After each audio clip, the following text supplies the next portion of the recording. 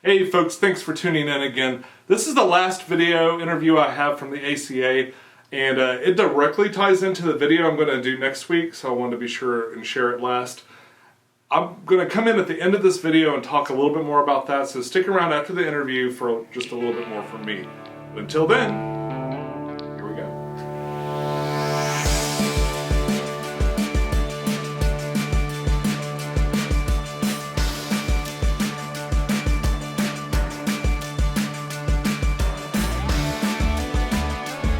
Hey YouTube, this is Pecktec, and here I am at the ACA convention, and Bob here had some really interesting insights into aquatic plants, and I'm going to turn the camera on him. We're going to talk to him a little bit about it. So tell me a little bit about immersed versus submerged plants, and what's the difference? Well, when you have a plant in your aquarium and it's grown underwater, that's submerged. But typically, especially in Europe, the plants are grown immersed, out of water. They're grown with water on their roots, but not over the foliage.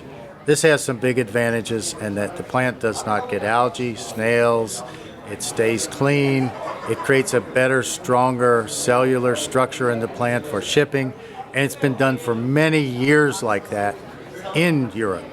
In the US, there are forums that say, oh, that's no good. But in fact, all the plants in Europe are grown immersed. And Really? I am growing plants both immersed and submerged. What are the advantages of growing them that way? You won't have any snails on the plants. You won't have any algae growing on the plants. You will have a cleaner overall plant. And the plant will actually grow faster because it's able to take in more light and nutrients. It's a CO2 enriched environment because there's all the CO2 the plant can need. There's no need to inject CO2 into it. So it is a very good way to grow plants for sale. And the question that was brought up on the forums is, do those plants that are grown immersed melt? Do they turn to mush after you put them in the aquarium? The answer to that is no. They have a larger root system, and that root system enables the plant to hold the leaves until it transitions into its aquatic form. This is what happens with plants in nature. They grow on the edge of a lake, it floods, they could become completely submerged, and then as the lake dries out, they become immersed. In nature, that's usually when they flower, is when the time period when the water is down. Are there any plants that lend themselves better to this? Is it just in general all aquatic plants, or are there some plants that just don't There grow? are some plants that will not grow immersed. Sometimes the varieties with very fine foliage, some of the typical aquarium plants, the Balsinaria and some of the stem plants won't grow if they're grown out of water. I do grow all Bucephalandra as a submerged plant because it requires more time to convert because it's so slow growing. So I like my customers to have a fully converted plant, or at least one that's well on its way to converting, because it can take up to 2 years for a Bucephalandra to completely convert to the aquatic form. I noticed looking around is none of your plants they're in just a very minimal amount of water, but they don't seem to be drying out or anything. They seem to be in really good health.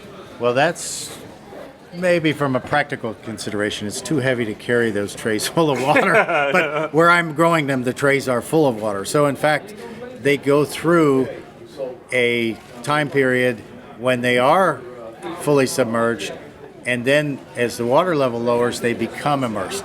This is because that is the way they grow in nature, and that also creates a hardier plant for my customer, creates a larger root system, and I try to duplicate what would happen in nature to that plant. If you grow a plant and it's completely submerged, it gets soft. Do some plants transform as they grow out of the water as opposed to the way they look? That is correct. That is correct. Many of the stem plants grow in a almost completely different leaf form. Some may be rounded while they're grown immersed, but when they grow submerged, they become needle-like, and they may have vibrant colors when they're submerged as well. So there are advantages to growing those plants in your tank submerged.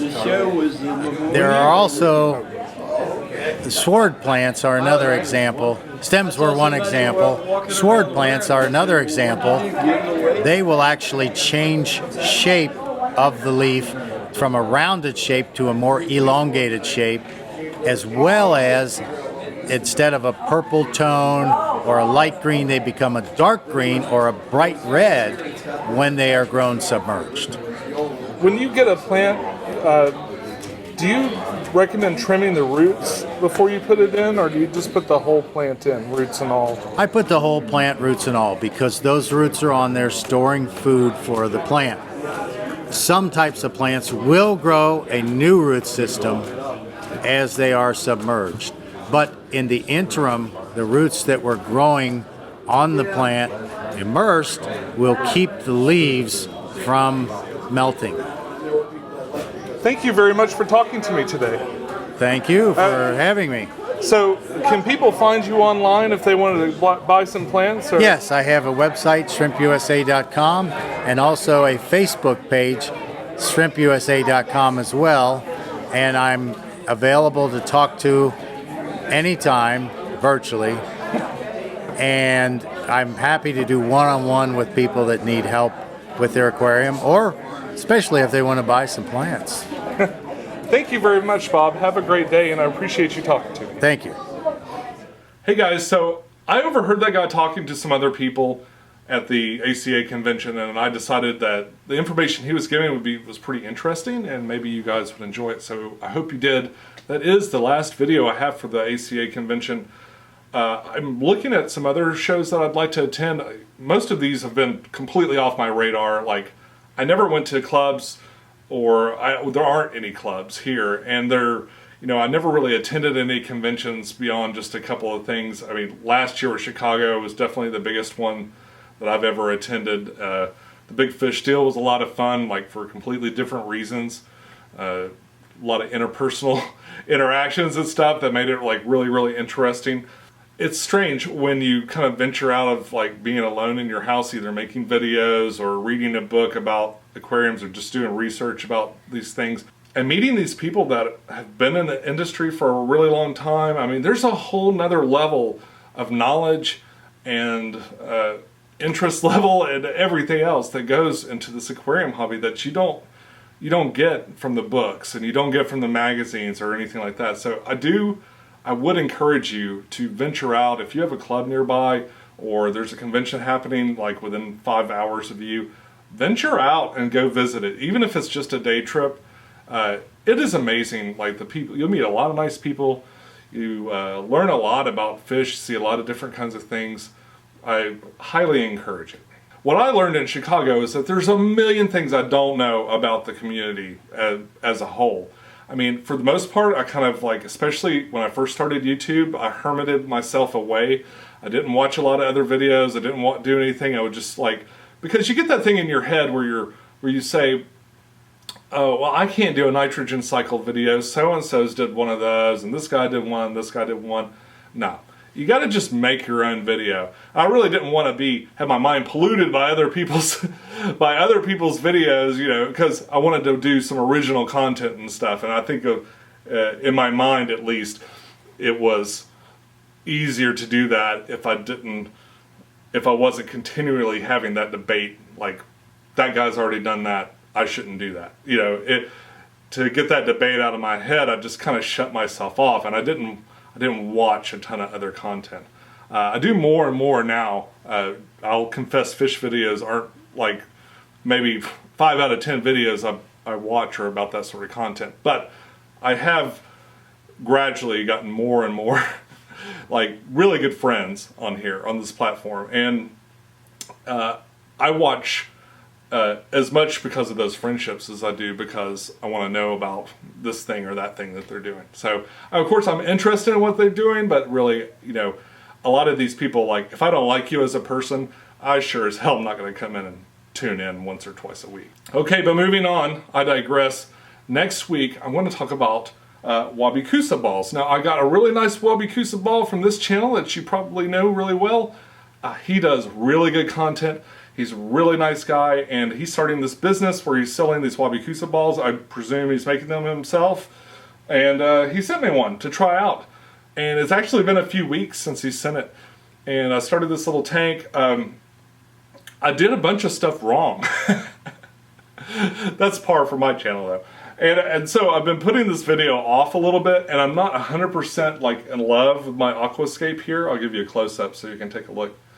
I'm not 100% in love with this aquascape. May actually rescape it, and that's been another thing. Like at the end of the spec, the smaller spec that I did, I sort of rearranged all the aquascape, and nobody said anything negative about that, but I always felt like, wow, it just kind of makes that whole part where you're watching me set it up just seem kind of pointless. I'm going to leave that up to you guys. If you guys like to comment on videos, and I know a few of you do, please let me know. Would it bug you if I redid this aquascape like mid-video? If I went, okay, I got to here, and then I decided to do something else, it'd be kind of like getting 2 aquascapes in one video. Or should I just like keep that for something later? That's all I have for you today. I don't want to talk too much about Wabikusa on this video, because that's all for next week. But I'll see you then. Follow your bliss. Keep a clean tank. I'll see you soon.